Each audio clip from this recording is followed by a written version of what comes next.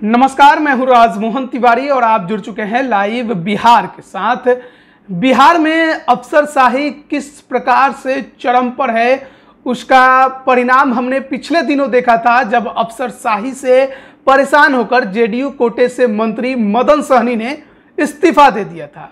आप अनुमान लगा सकते हैं कि बिहार में आम जनता का क्या हाल होता होगा। वहीं दूसरी तरफ तस्वीर बुधवार की जेडीयू दफ्तर से सामने आई, जब जेडीयू कोटे से बिहार सरकार में मंत्री श्रवण कुमार बेगूसराय के डीआईजी को लगातार फोन लगाते रहे, लेकिन डीआईजी साहब ने उनका फोन ही रिसीव नहीं किया।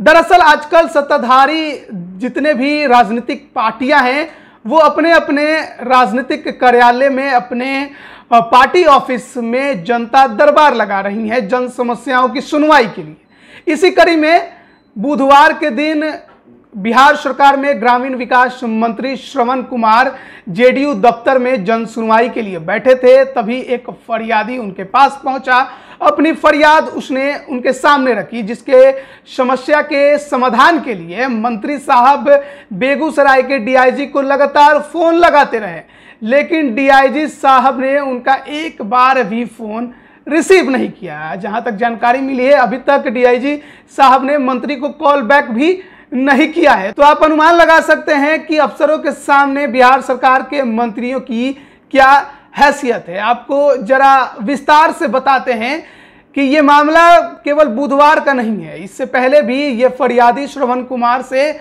मिला था और उसने निष्पक्ष जांच की फरियाद लगाई थी, जिसके बाद मंत्री श्रवण कुमार ने डीआईजी को एक पत्र भी लिखा था और उसमें निष्पक्ष जांच करने की मांग आज से 15 दिन पहले की थी।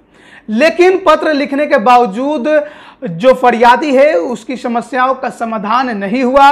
निष्पक्ष जांच हत्या के मामले में नहीं की गई और उसके बाद 15 दिन बाद फिर से ये फरियादी जदयू दफ्तर में श्रवण कुमार से मिलने पहुंचा और उसी के बाद श्रवण कुमार लगातार फोन लगाते रहे डीआईजी साहब बेगूसराय को, लेकिन डीआईजी साहब ने जरा भी जहमत नहीं उठाई उनकी फोन रिसीव करने की और उनसे बात करने की। आखिर मंत्री जी फोन क्यों लगा रहे हैं?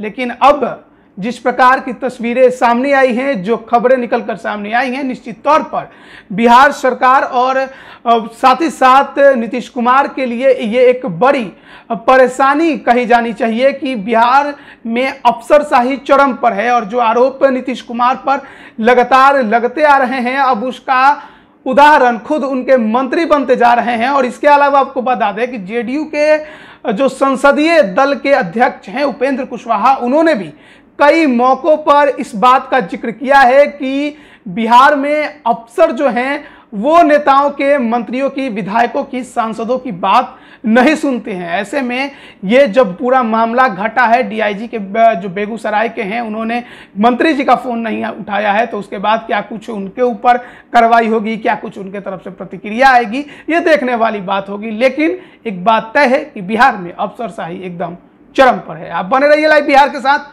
तमाम अपडेट हम आप तक पहुंचा रहे हैं। आप सभी का बहुत बहुत धन्यवाद। लाइव बिहार यूट्यूब पर सब्सक्राइब और फेसबुक पर लाइक जरूर करें।